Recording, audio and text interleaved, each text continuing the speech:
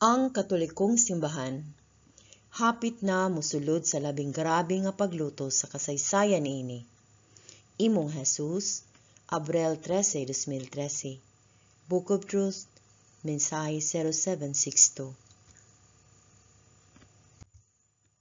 Ang mensahe.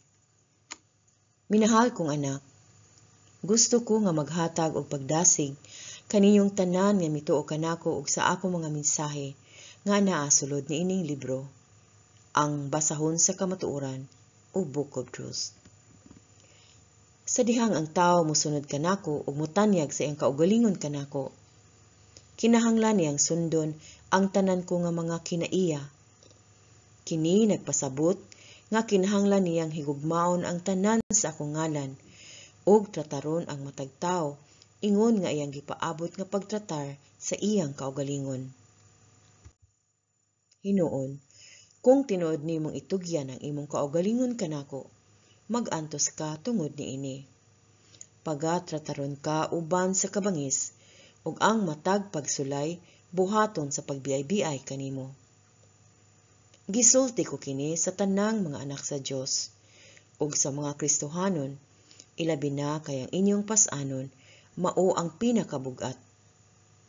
Gitawag ko ang tanan sa kalibutan nga mituo kanako.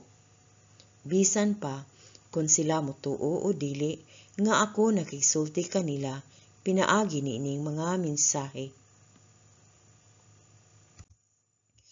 Ang mga Kristohanon kanunay maipunteriya niadtong gusto mousab sa balaod sa Dios aron mohaom sa ilang makasasalang pagukod sa kalipayan ug hakog nga mga tinguha.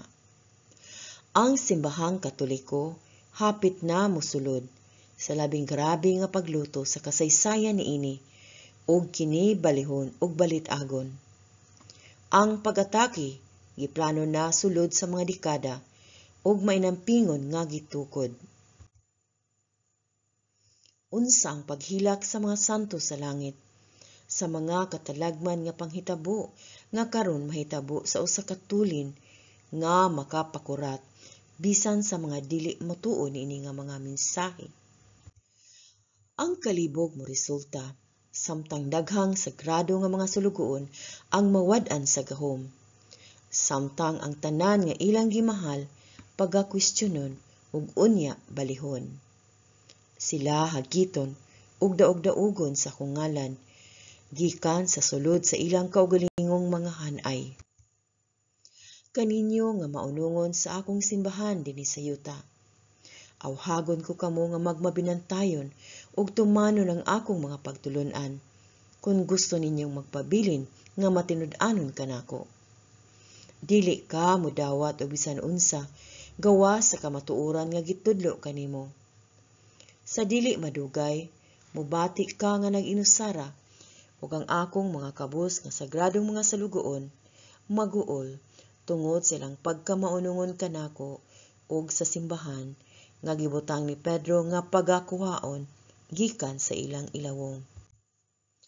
Sa tanan nga tradisyonal nga maunungon nga mga Kristohanon, kinahanglan nga magpabilin ka nga lig-on og dili nimo dawaton ang bisan unsang pagsulay sa pagdasig kanimo sa pagbiya sa imong pagtuo.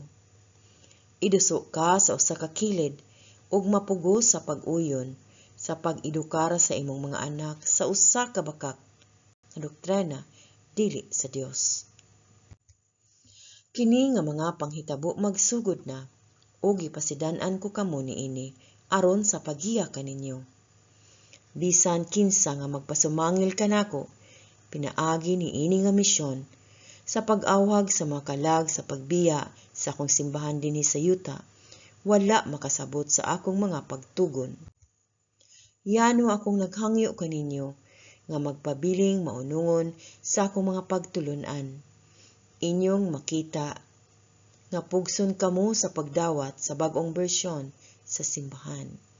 Kining bag-ong bersyon dili gayo dawaton sa mga mata sa Dios, imong Jesus.